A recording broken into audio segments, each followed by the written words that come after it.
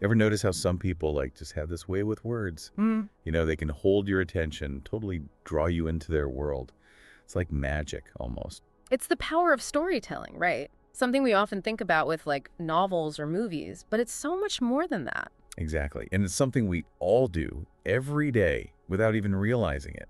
Mhm. But today, we're kind of flipping the script. We're taking deep dive into what makes a story truly captivating, how we can all become better storytellers. Because who doesn't love a good story? Right. And we've got some great material from Learn English Teens to guide us, so ready to unlock that hidden storytelling potential. Absolutely. Let's do it. Awesome. So, where do we even begin? Well, every good story needs a strong foundation, and that starts with understanding the building blocks. Narrative tenses. Okay, tenses. Grammar might not sound like the most exciting place to start, but I'm trusting you here. Walk us through it. You got it. So we're talking about those past tenses, the past simple, past continuous, and yeah, I'll say it, the past perfect. The past. Perfect. That one always trips me up a little. But let's start with the basics. What's a past simple all about? Past simple, that's your action, the heart of your story. Think of it like this. He walked into the room, direct, to the point. Gets the job done. So that's our base then. What about the past continuous? How does that fit in? The past continuous is where you set the scene, create the atmosphere. Instead of just saying, it was dark, you could say, the wind howled outside and rain lashed against the windows. See how much more immersive that is? Oh, yeah, totally. It's like I can practically hear the wind now. Just by changing the tense, you've added this whole other layer to the story. Exactly. You're not just telling the story, you're making your listener feel it. Okay, I'm convinced. Now, about that past perfect, what's the deal with that one?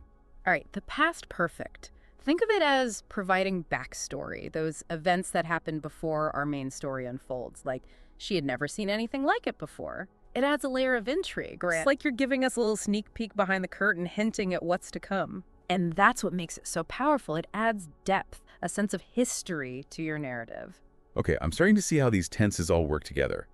But how do we actually use them to, like, control the flow of the story? It can't just be random, right? You're totally right. It's not random at all. It's like composing a melody. You need to arrange those notes in just the right way to make it flow. And that's where sequencing words come in. Sequencing words. Okay, so we're talking about those words that kind of guide us through a story, right? Like first, then, after that, those kinds of things. You got it. They're like the signposts along the way, keeping everything moving in the right direction. But it's not just about keeping things linear. What do you mean? Well, think about those moments in a story where things take an unexpected turn. You know, those "but little did she know" moments. Oh, yeah, those are good. There's like suddenly everything you thought you knew gets flipped on its head. Exactly. And those moments, those rely on a specific kind of sequencing word, the kind that introduces a sudden shift, an interruption. They're like plot twists in a way. So instead of then, it's like suddenly or just then. Precisely. And those well-placed interruptions, they add suspense, keep the audience on the edge of their seats. It's like instead of a straight path, you're taking your listener on a roller coaster ride. Okay, I'm totally getting the analogy. So we've got the framework with tenses and the roadmap with sequencing.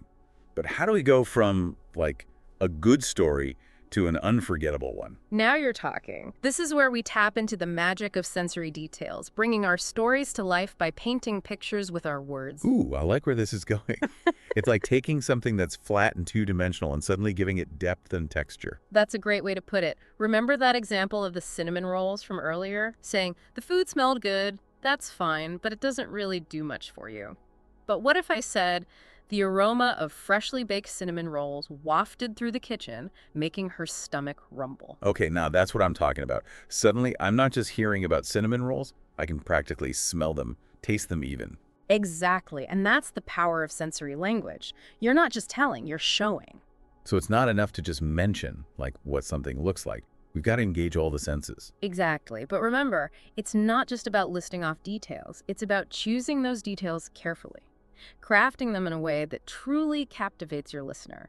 Instead of the sun was setting, what if we said, the sky erupted in a symphony of orange, pink, and purple as the sun dipped below the horizon? Wow, that's beautiful. And so much more evocative than just saying the sun was setting. It's like you've painted a picture with your words. And that's the power of figurative language, right? Yeah. Don't be afraid to get creative, use metaphors, similes, comparing one thing to another to create a more vivid image. The goal is to make your listener feel like they're right there with you, experiencing the story firsthand. This reminds me of that time I tried to tell my friend about this amazing concert I went to, and I just like totally bombed it. I mean, I told her the bands, the songs, everything. But something was missing. Completely. I was just giving her information, not an experience. If I had used some of these techniques, I could have transported her right into that mosh pit with me. Exactly. That's the difference between just telling a story and truly sharing an experience. Yeah. Now, before we go too far, I want to circle back to the past perfect for a sec. We touched on it earlier, but I think it deserves a little more attention, especially when it comes to crafting a truly captivating story. Okay, yeah, let's do it. I'm all about the past perfect now. Remember how we talked about it providing backstory, those events that happened before the main action? Think about how you can use that to create suspense. Ooh, suspense. Now you're speaking my language. Give me an example. Okay, imagine you're telling a story about a haunted house. Instead of just saying, the door creaked open, what if you said, the door, which had been nailed shut for decades, creaked open? Okay, chills. Just by adding that little detail about the past, suddenly the stakes are so much higher. Right, it's like you've injected this whole other layer of history and mystery into the story, and the past perfect is the key. It allows you to hint at things that happened long ago, events that might still be impacting the present. It's subtle, but it's incredibly effective. You know, it's amazing how much goes into crafting a truly compelling story. We've Yeah. got the tenses, the sequencing, the sensory details. It's a lot to keep track of. It is, but like anything worth doing, it takes practice. Totally. But I'm curious, out of all the things we've talked about today, is there one thing, one kind of secret ingredient that you think can elevate any story no matter what? That's a tough one. But you know, if I had to pick just one game changer, it would be this. Silence. Silence. Wait, really? As in, like, not saying anything? I thought we were all about finding the right words. We are.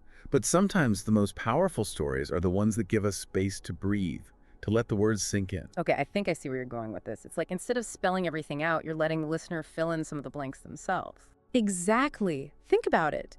Imagine you're listening to a story about someone alone in a creepy old house. What's going to be more effective? Hearing every single floorboard creak and wind whistle described in detail, or actually experiencing those moments of silence where your own imagination takes over. Okay, yeah, you've got a point. Yeah. Sometimes what's left unsaid is way scarier than anything you could put into words. Right. Or think about how silence can amplify emotion. If you're sharing something really personal, really vulnerable, letting there be a beat of silence after you've said your piece, that can create such a powerful connection with the listener. It gives them space to process, to really feel the weight of what you've just shared. It's like you're saying, this is important, take a minute. Exactly. And that shared silence, that moment of just being present with your story and letting it land, that's where the real magic happens. Wow. You know, we often think about storytelling as this, like, big dramatic thing, but it's really those small, subtle moments, even the silences, that can make all the difference. Absolutely. It's about being intentional, thoughtful with your words. And sometimes that means knowing when to say nothing at all. This has been such an eye-opening conversation. I feel like I have a whole new perspective on what it means to tell a story. Me too. And you know, the best part is this is just the beginning. There's so much more to explore, to experiment with. Exactly.